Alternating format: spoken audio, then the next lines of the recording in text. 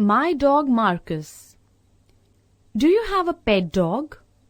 What breed is it? What do you like most about it? I too have a pet dog. It is a Saint Bernard. We call it Marcus. It is a huge, handsome dog, but quite lazy and stupid. Anyone who has met Marcus will not believe that he recently had an idea. It was certainly the first idea he has ever had, and I can't imagine how he got it. The idea had something to do with making life easy for Saint Bernards. It is Marcus's belief that a day should consist of 16 hours of sleep, 6 hours of rest, and 2 hours of intensive eating. However, Marcus is occasionally called on to work, if you could call it work. He is occasionally called to take a walk after breakfast, as far as the nearest corner and back. A real dog would look forward to such a thing, trembling in joy. But to Marcus it was nothing less than slavery. His idea then was something like this. If I were deaf, I couldn't hear when they called me for my walk, and they wouldn't be able to move me, so I will pretend to be deaf. One morning, Marcus put his plan into action. My wife came to me with a disturbed look on her face. "Poor Marcus has gone deaf," she exclaimed. "Deaf?" I cried. "But he could hear perfectly well last night." I went into the kitchen and called him lovingly. "Coming for a walk, Marcus?" Marcus, like a perfect actor, gazed at me pathetically.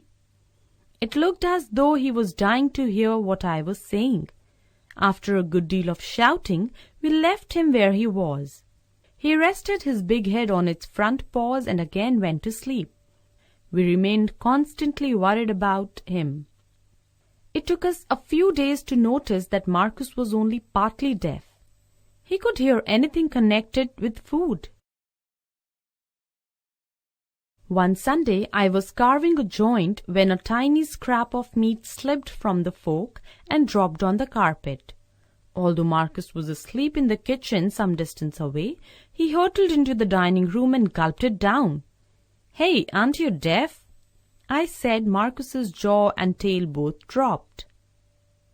He seemed to remember he was deaf. Not much later he failed to hear 3 repeated commands to come out for a walk. But he leapt to his feet at the arrival of the butcher. Now we became pretty sure that he was only pretending to be deaf. In the end, my wife and I decided that Marcus had to be cured of his deafness. Marcus had gone deaf. We decided we would go silent. When Marcus was around, we would go through the actions of speaking, but would not say a word. At first, Marcus looked lazily puzzled, but soon he became really worried. Had he gone really deaf? The horrible part was, we might be talking about food. The thought of what he might be missing was real torture to him. As we mouthed silently at each other, Marcus would stare painfully into our faces, trying to lip read. He was now never called for meals, so it was doubtful if he was having 16 hours of real sleep out of the 24, and he worried himself down to half his weight. We kept this up for several days. Then we decided to restore Marcus's hearing. One morning, I said in a loud voice, "Come on, Marcus, time for your walk, boy." An expression of beautiful relief appeared over his vast face, so he was not deaf at all. He bounded to his feet. He frisked to the gate like a lively pony. He joyously took one of the longest walks of his life, of about half a kilometer. Marcus was not troubled again with his deafness.